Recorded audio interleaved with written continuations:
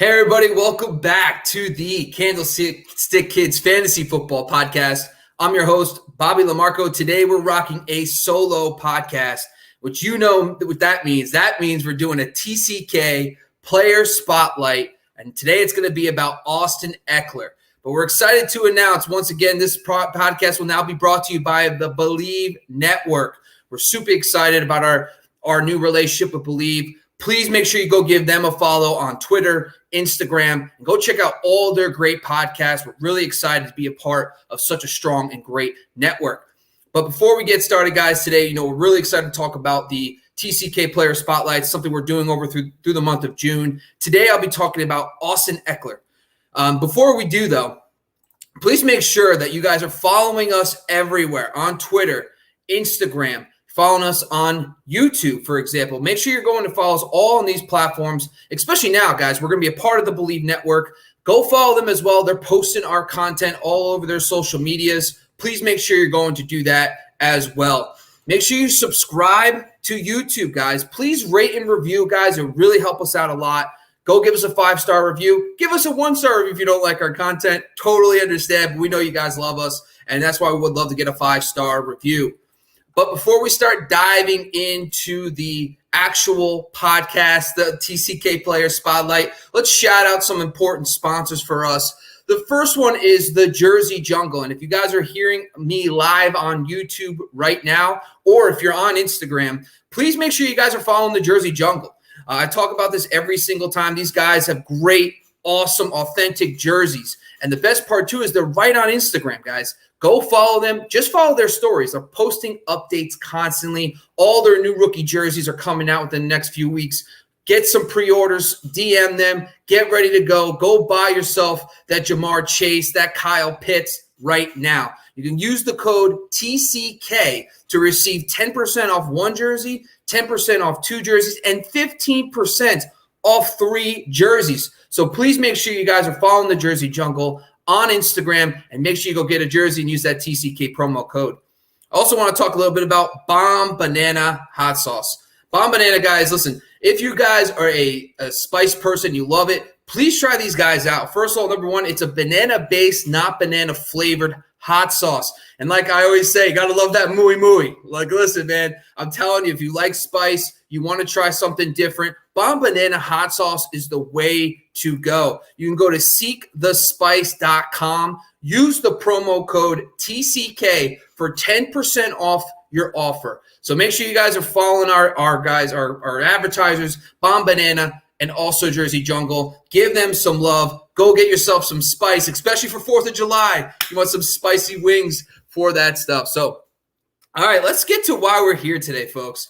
Honestly, I'm super excited about these player spotlights, something I started a couple weeks ago. We talked a little bit about Clyde Edwards-Helaire. We talked a little bit about Miles Sanders. Today, we're going to be talking about another running back. His name is Austin Ekeler. Now, Austin Ekeler last year, guys, I know a lot of us were super excited for him. His injury cut him short. He only played 9 full games last year. The 10th game, listen, I'll tell you right now, guys, a little nugget for the little teaser for the show is that 10th game he only played 6% of snaps. His stats were even better than you think last year.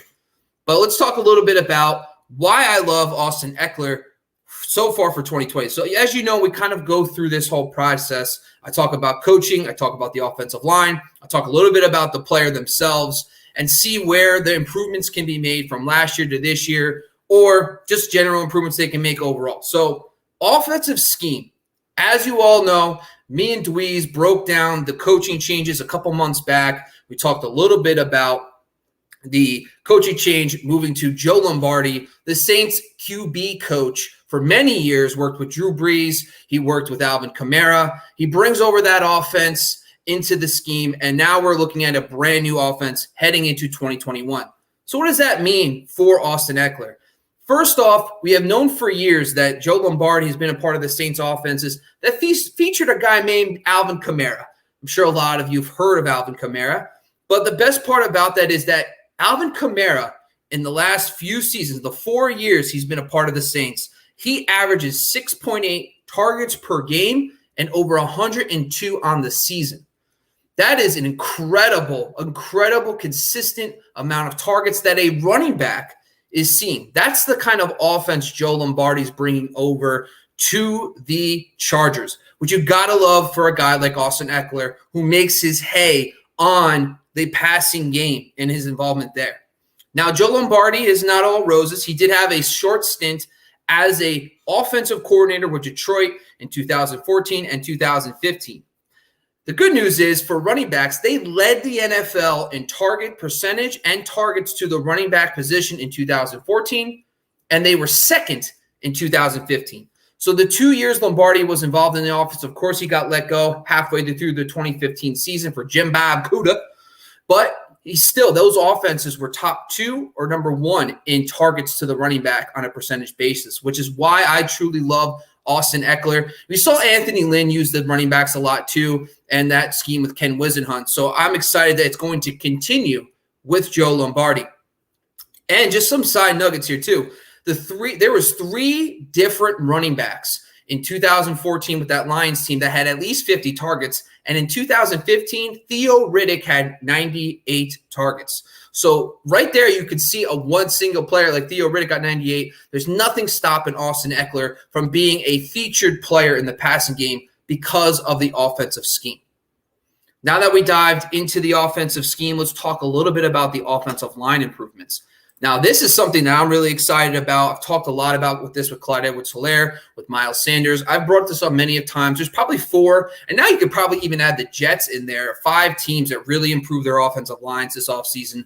And with the Chargers, they brought in Corey Linsley, the number 1 PFF center from last year from Green Bay. They brought in Matt Flyer, Ode Aduzue, I don't even know how to say his name, 2 guards to come in and play. Last year, they had a lot of injuries up front. But these 2 guards are both league average. They were 45th and 36th in PFF guard grades last year. But they were both serviceable guards that can play right away and have a lot of starting experience from their previous stops. Then, of course, they drafted left tackle Rashad Slater in the first round. And there's a lot of excitement for this kid to come in right away and be a dominant force at left tackle. Of course, Brian Bulaga, their prize offseason, of course, again, from the Packers, comes in last year. He gets hurt, only plays 10 games. So now across from left to right, this offense has been revamped pretty much at every position. You can honestly point to an improvement, especially with Bulaga if he could stay healthy this year and play more than the 10 games he played last year. So a lot of excitement because the Chargers last year were 29th in adjusted line yards at 4.4 yards for adjusted lines. So what does that mean? That means the average line adjustment that the push an offensive line gets, they were 29th in the NFL last year. So with all these improvements, if they can get somewhere to league average, that's going to truly help Austin Ekeler on the ground. So let's talk a little bit about Austin Ekeler and things that he doesn't really necessarily do great, but let's talk a little bit about him himself. So we talked a little about the line. We talked about the scheme. You know how this works. Now we kick it about Austin Ekeler himself. So what about Austin Ekeler? Last season, the Saints, so Joe Lombardi's offense, of course, he comes from the Saints. We brought that up. One of the things I really like about the Saints offense is they have been second in the NFL since 2013 for carries inside the 5. So Lombardi's been a part of this offense for many years. The Saints have featured their runners, whether it's Ingram, Kamara, Murray. They have run the ball a lot inside the 5. Now, granted, Austin Ekeler last year wasn't the primary guy, and he has not had a lot of success last year overall with goal line carries inside the 5. But he had only 2 last year in the 9 full games he played. So that tells me that he's going to see a natural progression. He's going to see a lot more opportunities there. And based on the Saints' utilization of running backs inside the 5, Austin Ekeler is going to have a lot more scoring opportunities. Now, is he the best at it? No. But there's clearly there's a clear uptick that he's going to see. So, for example, his career prior to 2020, he averaged 26% of his fantasy points came from touchdowns. Last year, that fell to 13%. So right there, that tells me that he has a lot of room for growth in the touchdown department because his career average is about 26%. That's how much of his fantasy points come from whether reception touchdowns or rushing touchdowns. That went all the way down to 13%. And this is reflected in his touches. So per touch, so every time he gets a touch, how many times does he convert those into touchdowns? So his career average prior to 2020 was 5%. About 5% of his touches went for touchdowns, whether it's receptions or carries. Last year, that fell all the way to 1.8. So his career average is 5%, and last year it was 1.8. This guy was still scoring 14 points a game in fantasy consistently. So when we touch on that, that's insane. He was doing this with way, way below average touchdown percentages and points and touches that got into the end zone. So I love that from him right off the bat. I think his touchdown production is clearly going to increase based on his career averages. So let's talk a little bit about Austin Ekeler's 2020 season. So like I touched on earlier, he had 10 full games. He played 10 games last year. But remember, one of those games, he only played 6% of the snaps and only got 3 touches. So what are we doing? Why are we going to include that? So if you take that game out, that he only played 6% of the touches, he hit 14 point in the other 9 games. He hit at least 14 points in half-point PPR 6 times. That percentage would have tied in with Nick Chubb for 4th in the NFL last year. So right there, he tells you he has a ridiculous floor. 14 points in 2/3 of his games last year. He had 14 points in half-point PPR. That's RB1 numbers. In 2/3 of his games, that's tied with Nick Chubb, a guy going slightly ahead of him, right around the same range. But he shows that level of consistency that he puts up RB1 numbers. Now, if we remove that 10th game and you just look at the 9 games he played, he actually averaged 15.2 points per game. That would have been tied with Joe Mixon for 10th in the NFL for points per game last year. Now, that's, to me, right there is kind of a great sign because we just talked about the low touchdown numbers. His career averages are so much higher, and he was able to be around 15 points per game in those 9 games without the touchdown production.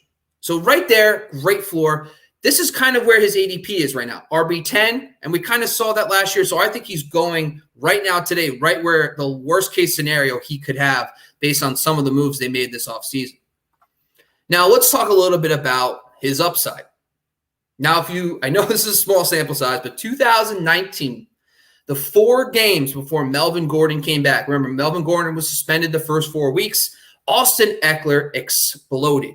He was the RB2 the first month of the season, averaging 24.3 points per game. He was top 24 in all 4 of the games, and he had at least 11 points per game in all 4 games. So right there, that tells me that this guy has a ceiling, an elite ceiling of being a top 5 running back, a top 3 running back. That 24 points per game last year would have only trailed a guy like, for example, CMC. So he's showing you there that he can have elite upside, even though it was a short sample size. But now we're seeing the floor at 15 points per game last year for 9 games, and then we see that ceiling of 2019. So you got to love that.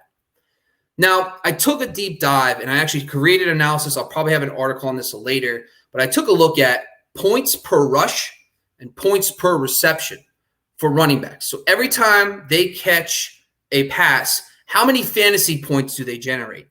And how many times they get a carry, how many points they generate? Okay? So Austin Ekeler last year had terrible outputs. Some of that has to do with the touchdown production because this does include receptions, yards, and touchdowns for receptions. It includes carries, yards and touchdowns for carries. But his points per rush last year was 0.51. His career average, the 3 previous years, is 0.64. Now, it doesn't sound like a lot, but I'll tell you why that's important in a second. His points per reception was 1.47 last year. His career average is 1.94. So right there, we see huge outlier years for him in point-generating fantasy points based on receptions and carries. He got hit twice, right? So if we apply his career points per rush and points per reception to his touches last year, in the 9 full games he played, he would have had 19.5 points per game. So right there, that's RB5. That trails right behind Derrick Henry. But that's also roughly 3 points more points per game than the next guy, Aaron Jones and Nick Chubb. So he showed last year, if he gets back to his career averages, just on the touches he got last year, he's going to get closer to Derrick Henry in the top 5 RB ceiling that we just touched on. So now we're seeing a bunch of different areas where he can really improve. We've seen the ceiling in 2019. We saw a great floor in 2020. And on top of that, if we apply his career averages, his career efficiency metrics in producing points per rush and points per reception, he's already flirting with the 20 points per game, which is top 5 elite running back upside. Now let's talk about draft cost. So draft cost right now today, he's going as the RB10. 12th overall. He's going ahead of guys like Joe Mixon, Najee Harris, Aaron Jones, and he's going behind players like Jonathan Taylor and Cam Akers. Right now today, I have him ahead of Jonathan Taylor and Cam Akers, and I have him ahead of Joe Mixon and Najee Harris. Based on everything I've just discussed, I am debating on taking him as high as the RB7, right behind Zeke, right behind Barkley. And in some cases, based on Barkley's history, you could make an argument that Ekeler could be a better pick, especially in full PPR leagues. So I'm extremely high on Ekeler. I think he's a locked-in top 8 pick. I am not taking any receivers, and I am not taking any tight ends. I'm not taking Kelsey. I'm not taking Adams. I'm not taking Hill over Ekeler in any format. I think Austin Ekeler is going to be primed for a monster season. I'm taking ahead of him of those second-year backs like Taylor and Cam Akers. I'm taking him way ahead of Najee Harris. And I'm debating right now if Aaron Jones is kind of the line. Aaron Jones, Nick Chubb, and Austin Ekeler are kind of in a tier right now. But I have absolutely no problem with you taking him behind CMC, Dalvin Cook, Alvin Kamara, Derrick Henry, and then Saquon Barkley and Zeke. So he's high as number 7 on my list. And maybe argument make it 6. I know. I'm flip-flopping. We're talking. These numbers got me excited. But he's a locked and loaded top half of the first round, between 6 and 8 for me overall. So now we touched a little bit about all this information. Please make sure you leave a comment. Let me know your thoughts, guys, on Austin Ekeler. Are you willing to take him in the top 8, 7, 6 picks? I know a lot of people aren't going to take him over Barkley. I totally understand. I think I would probably take him comfortably at RB7 right now, ahead of Aaron Jones, just based on some of the numbers I've seen. But keep this in thought during draft season, guys. A lot of big changes, coaching changes that could really help Austin Ekeler. Some offensive line changes that are just absolutely great for him. So please make sure that you're following this stuff up, guys. So if you're drafted at the 1-2 turn, you get a shot at a guy like Austin Ekeler, pull the trigger all day. Once again, guys, this is the Candlestick Kids Fantasy Football Podcast, aka the TCK Pod, brought to you by the Believe Network. Shout out to our friends over at the Believe Network. Thank you, guys, always for joining us on this podcast. Before we go, make sure you're following us everywhere. Twitter, at Sky Gawasco, at Bobby Lamarco. Then you have the Candlestick Kids. It's a tongue twister for me. I don't know why. On Instagram, and also my name, Fantasy Football X Factor, on Instagram as well. You can follow us on, what's the TikTok and YouTube. Make sure you follow us everywhere, guys. We have information everywhere. Make sure you go follow Believe on all your podcasts and platforms as well. And before we go, guys, I just want to shout out once again our great sponsors, the Jersey Jungle, guys. DM them right now. Go check out their stories, guys. Make sure you're following them. Make sure you go follow them at the Jersey Jungle on Instagram. And make sure you guys are getting your jerseys ready to go. Make sure you get those rookies. Make sure you got some new guys. Get an Austin Ekeler jersey. Come on. Go get one. I just told you why you should draft him in the first round. Go get an Austin Ekeler jersey. Send me a snapshot of your Austin Ekeler jersey when you make that pick. And then, guys, with the holiday coming up, with July 4th weekend right around the corner, don't forget to bring your hot sauce to your July 4th party. And if you do, make sure it's Bomb Banana Hot Sauce, seekthespice.com. It's a banana-based, not a banana-flavored. So if you're someone that wants to try something different, Bomb Banana is the way to go. And make sure you get the Mooey Mooey. You know I love it. And then, guys, go use the TCK pod code for both Bombadanda. You get 10% off, and then you also get a 10% off on the Jersey Jungle. Once again, guys, this is Bobby LaMarco. I appreciate you joining us again. Please make sure you rate and review our podcast, The Candlestick Kids, and thank you once again for joining. This is the Austin Ekeler TCK Player Spotlight. I'm Bobby LaMarco, guys. Appreciate you, and we'll talk again soon.